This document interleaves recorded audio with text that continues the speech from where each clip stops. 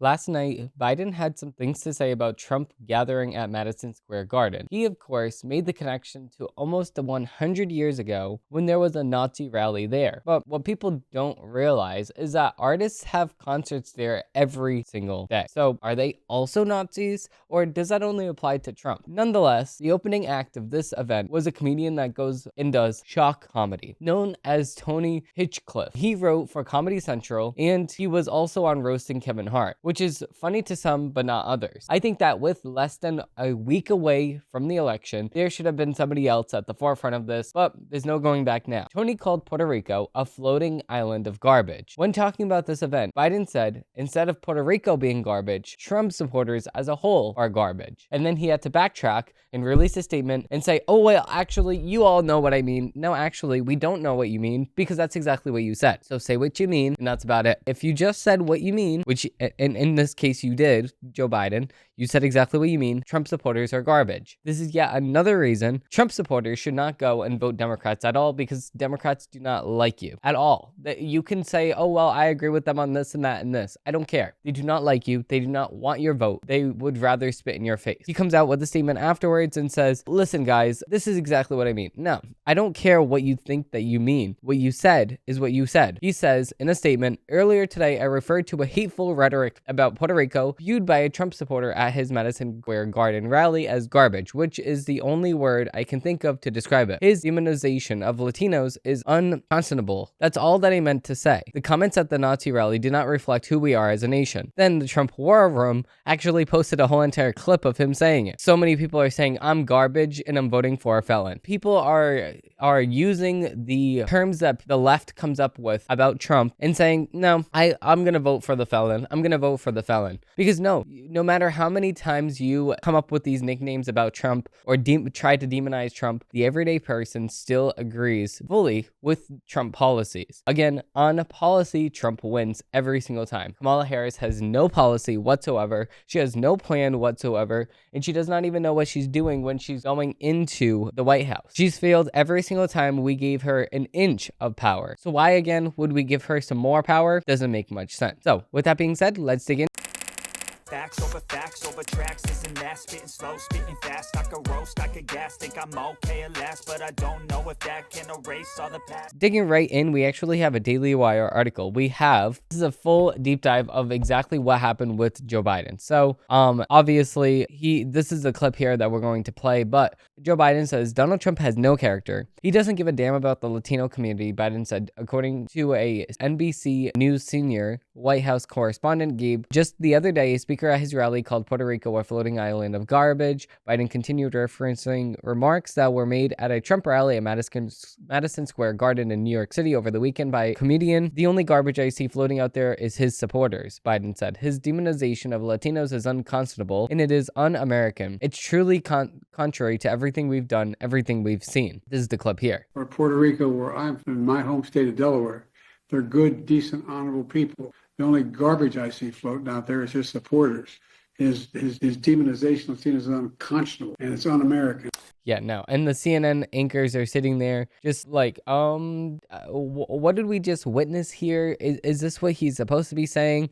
Of course, they realize and they agree full well with the fact that with what Joe Biden is saying. He's saying that Trump supporters are trash. CNN fully agrees with this. So of course they're not going to push back at all. And of course Joe Biden comes out and says that, oh well, what I meant to say was this and that and this and that. Listen, we don't care about what you meant to say. He comes out with a statement, like I said, trying to explain himself a little, but again, this is exactly why Kamala Harris does not want Joe Biden on the campaign trail at all in any swing states at all, because of the fact that Joe Biden does not know what he's doing. He does not know what he's saying, and he's totally ruining the Democrats' chances. So what I say is let Joe Biden on the campaign trail. Let him go farther. Let him go on the daily news outlets. Let him go on The View. Let him go on every single mainstream or think piece that we can get him on, so we can actually get him to talk more. So I agree. Let's get Joe Biden. And listen, I said this at the beginning. Allow Joe Biden to stay running. And I said this in July when Joe Biden first dropped out. I said, listen, Joe Biden, you should stay into the race. I'm your biggest supporter. And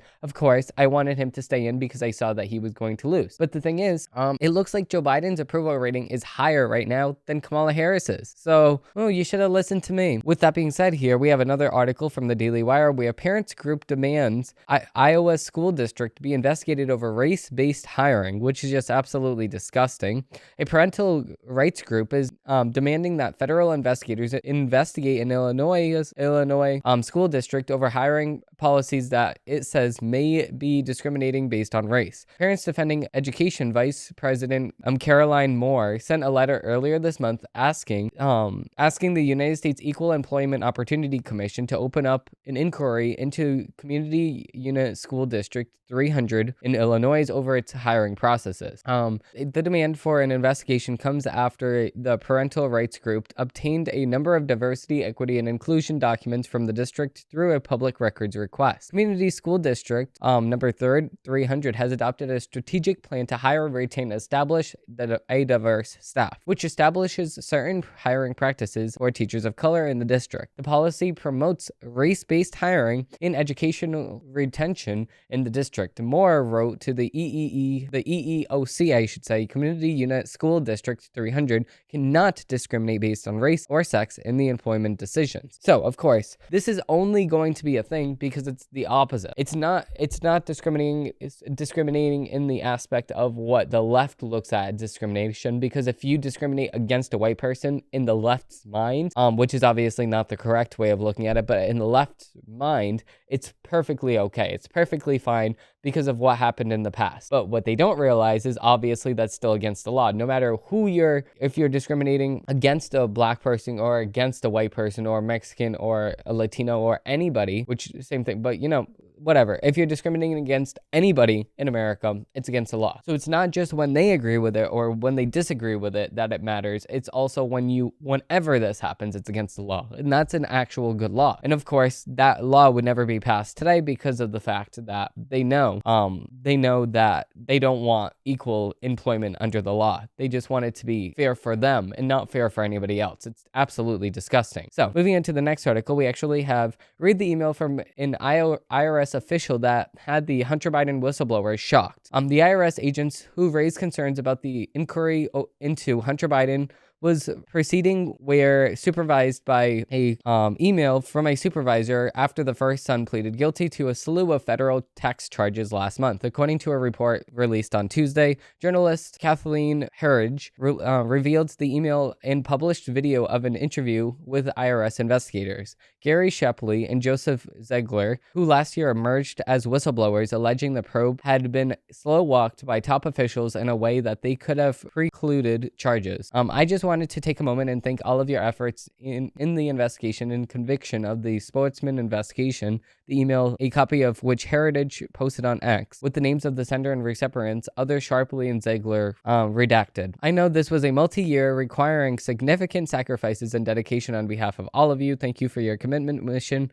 which accumulated in a great conviction, added the email, which featured a logo of the IRS Criminal Investigation Division. Heritage said in her video report that Shapley and Ziegler were shocked by the email. During the interview, she asked them to respond to what the email said. I honestly could not believe that this happened, Ziegler said. The first person that I called was Gary, and I'm like, can you believe that this was sent?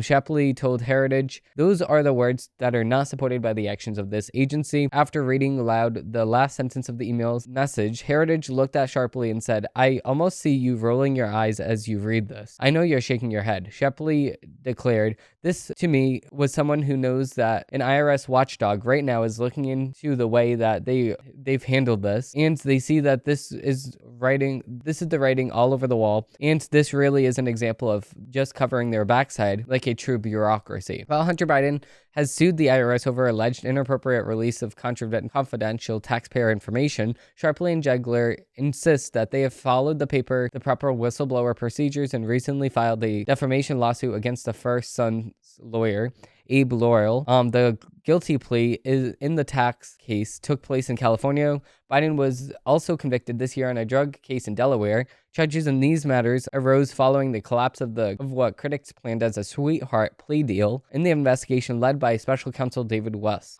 During the interview, Sharpley claimed that IRS has essentially sidelined him and that his career is over, while Ziegler declared being up against the machine that has hundreds of millions of dollars and the ability to fight me and really wear you down. Heritage's video noted that the IRS did not respond for comment and that Hunter Biden's attorney did not answer questions before publication. Of course, they would not.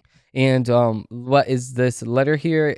Good evening, all. I just wanted to take a moment to thank all of you for your efforts in the investigation and conviction of the Sportsman investigation. I know that this was a multi-year requiring significant sacrifices and the dedication on behalf of all of you. Thank you for your commitment to this mission, which culminated in a great conviction. Thank you. So, of course, they're celebrating internally that they actually got Hunter Biden convicted. And, of course, what is going on here is I guess the bureaucracy trying to sit here and say, well, look, guys, we're actually doing our job here. Even though there was a plea deal made behind the scenes, they're trying to act like they had no idea about the plea deal, which is just absolutely a lie, because obviously we know about the plea deal. So they're trying to cover their butt and saying, well, actually, you can trust us. You can trust us. Actually, we're prosecuting this person. Okay, well, you can try to prosecute that person all that you want, but you didn't do it at the very beginning. So again, we don't trust you still. No matter what you say, we don't trust you. So with that being said, we're going to do it for this episode of the Demetrius Urijo Show. If you do want to see more episodes, I do post new episodes of the show every single Monday, Wednesday, and Friday. Thank you all for watching. Thank you all for listening, and I hope that you have a great rest of your day. Bye.